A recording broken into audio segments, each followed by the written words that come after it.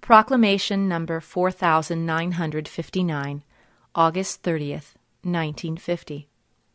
Suffering proves God's love. Fire of purification. Accept every burden of life, and know that it is necessary in order for you to deliver yourselves from every impediment which is still encumbering your soul.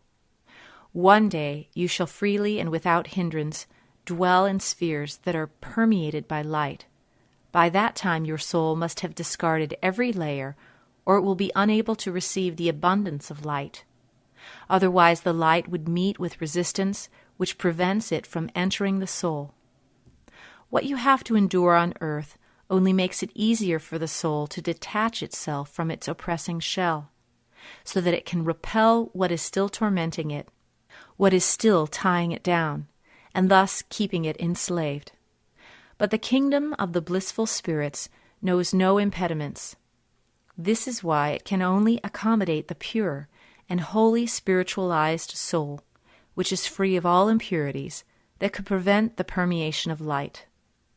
The soul must have attained its original state again, when, being light itself, it was divine and in intimate contact with the eternal deity, because it was part of it, a spark of the eternal light. All impurities must have been removed first, and that means that the soul must have experienced a fire of purification, which can be the result of intense suffering, but also of profound love, but which is always successful. Hence, you humans should not complain if you have to suffer. Instead, consider suffering as proof of God's love, who only ever has your soul's purification in mind in order to provide it with a blissful fate once it enters the spiritual kingdom. Then the soul will bless the suffering and with tremendous gratitude look back on earthly life which, through suffering, resulted in the state of being receptive to light and enabled it to stay close to God in blissful happiness.